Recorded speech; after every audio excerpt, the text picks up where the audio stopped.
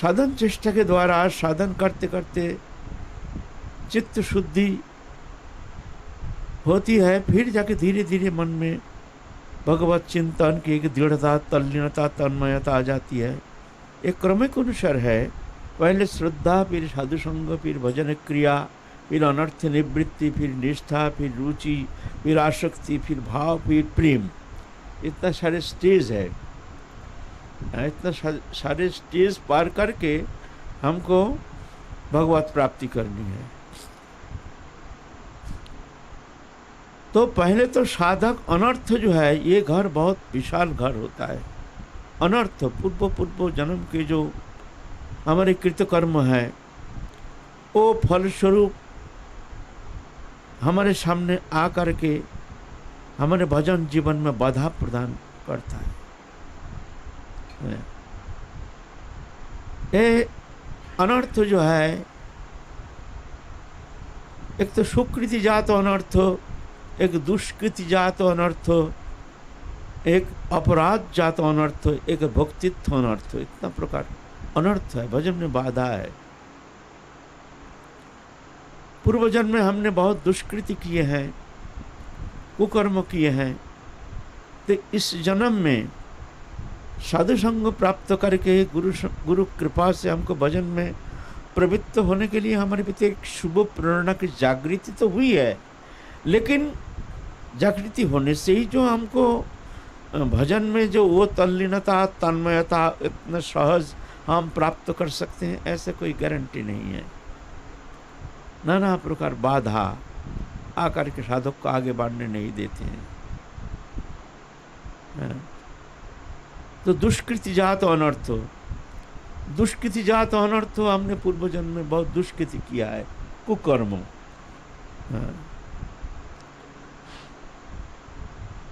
तो वो अनर्थ कैसे है ना, आदि व्याधि उपाधि दुख दन्न दारिद्री। जब भजन करने बैठेंगे, इच्छा है, तीव्र इच्छा है, लेकिन कोई ना कोई उपाधि आकर के हमको भजन में बैठने नहीं देते। कोई न कोई बाधा आकर के हमको भजन से हमको उठा देते हैं। कुछ न हो तो कम से कम कभी कभी निद्रा के इतना प्रकोप, जो भजन में बैठते ही निद्रा कहाँ से आकर के घेर लेती है, जो विवशता आकर के हमको घेर लेती है, हम सो जाते हैं। बहुत कोशिश करते हुए भी ये निद्रा के प्रकोप से आगे बढ़ना हमारे लिए बहुत असंभव हो जाता है। बहुत कोशिश करते हैं, तो यह है दुष्कृति जात अनर्थ ही कारण है। हर समय नहीं, भजन के समय ही ये अनर्थ हो।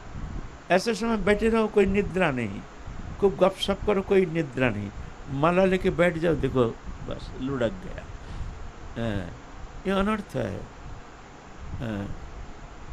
कोई व्रत धारण करेंगे, जो ना अभी नियम सभा आ गया है, चतुर्मास्य व्रत आ गया है, आपको व्रत धारण करके हम अच्छी तरह से बड़ी सुचारू रूप में हम व्रत अनुष्ठान करेंगे, ऐसे एक संकल्प लेकर के मन में एक प्रसन्नता, मन में एक दृढ़ता, मन में एक संकल्प लेकर, उत्साह लेकर के हम आगे बढ़ते हैं। लेकिन आगे चल के देखा जाता है कोई ना कोई अनर्थ आकर के हमको घेर लेता है, बाधा। कुछ ना हो तो कम से कम एक ऐसे व्याधि आ जाएगी, बस तुम्हारा चौपट भजन। हमारे प्रथम जब आए थे, अभी भी है, ऐसे बाधा। चतुर्मास्य व्रत करेंगे, बस कहाँ से एक व्याधि आ गया, बस यहाँ पर एक पत्थर हो गया, बैठा नहीं जाता है, बस अरे दर्द, बस हो जाओ। फिर व्रत किया है कि एक बार भोजन करेंगे तो छातु ठातु ले लेंगे, कुछ इस तरह से बड़े कठोर नियम लेकर के भजन, बड़े उत्साह लेकर के गुरुदेव अंतर्ध्यान हो गए हैं, बड़े नियम लेकर के भजन करेंगे, बड़ी उत्साह है। अब तो सब निवृत्त हो गया है, घर बार छोड़ छाड़ के आ गए हैं, अब प्रथम बार हम चतुर्मास्य व्रत उद्यापन करेंगे, बड़ी उत्साह है। एकदम उत्सव शुरुआत में ही बस ऐसे व्याधि आ गया, यहाँ पर एक पत्थर, ये धक्का मारती इधर जाता है, इधर धक्का मारती इधर आता है, और साथ साथ इतना दर्द, बैठो तो बस क्या करें, सूख के लकड़ी हो गया। उस समय कोई भक्त था, वो हमको बहुत सेवा किया है उस समय, बहुत कोशिश की, इसके बीमार के पीछे पीछे ही लड़ते लड़ते ही हमारे चतुर्मास्य व्रत समापन हो गया। वो तो होने नहीं दिया, व्रत खंडित हो गया 4 महीना। व्रत के 4 दिन बाकी था। एक दिन क्या हुआ,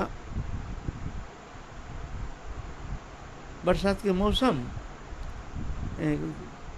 कुत्ते ने पिल्ला दिया है, तो वहाँ कांटा रखा हुआ था, बामुर का कांटा, उसके ऊपर घास फूस आकर कैसे डाक गया, जो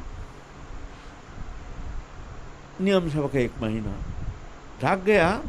तो हम सोचे वहाँ से घास फूस लेकर के उसको अच्छी तरह से बिछा देंगे, पिल्ला को ठंडी मौसम में अच्छा लगेगा, गर्म लगेगा।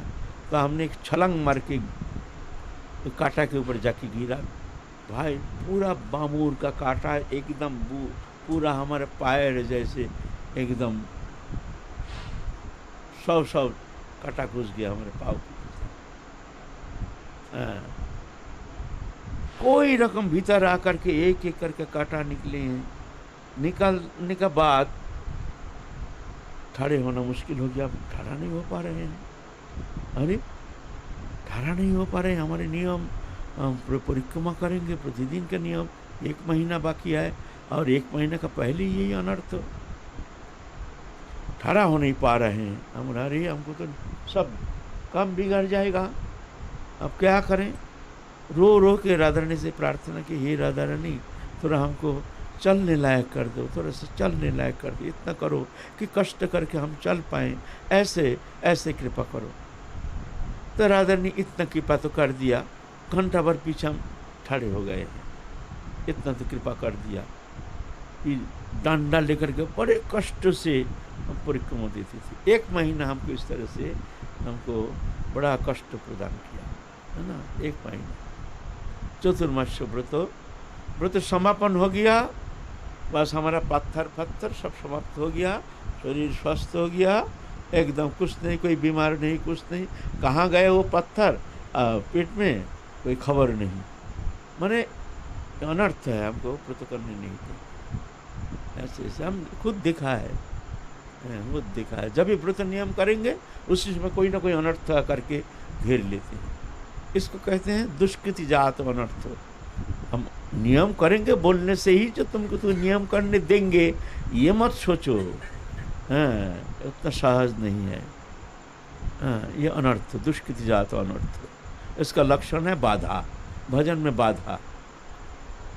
और सुकृति जात अनर्थ, सुकृति जात अनर्थ, पूर्व जन्म में हमने बहुत दान पुण्य किया है,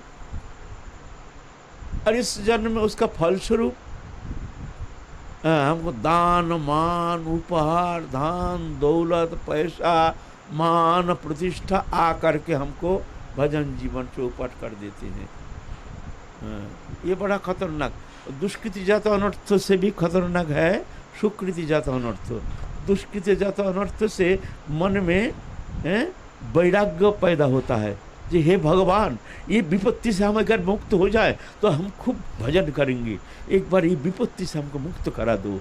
उनके मन में व्याकुलता आ जाती है, वैराग्य बढ़ जाती है। लेकिन सुकृति जात अनर्थ जो है ना, ये वैराग्य को चौपट कर देता है।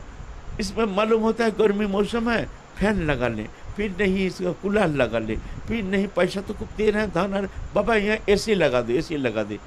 ये सुख सुविधा ये सब आकर के साधक को घेर लेता है। मान प्रतिष्ठा पूजा आकर के साधक का अहंकार को बढ़ा देता है। जिस अहंकार को समाप्त करना ही साधन का प्राण केंद्र, साधन का औचित्य क्या है, प्रधान साधन का अंग क्या है, ये अहंकार को समाप्त करना है।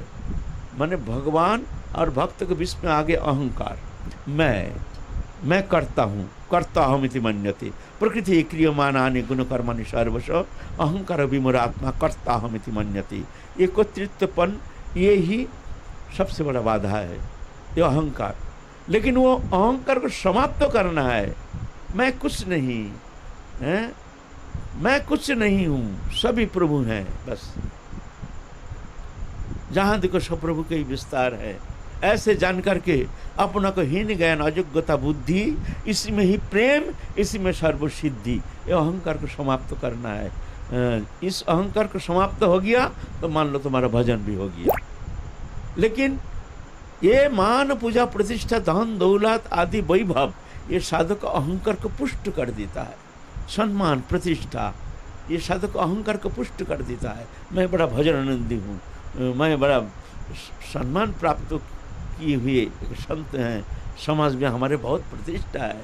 कोई थोड़ी सी शब्द कह दिया तो हमको बड़ा कष्ट होता है, और दूसरे को हम हीन देखते हैं।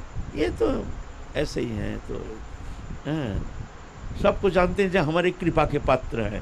हम बहुत उनसे बहुत अच्छे संत हैं, अच्छे भजनानंदी हैं। हमें बहुत भजन क्रिया हमारी बहुत कुछ प्रभु की कृपा है।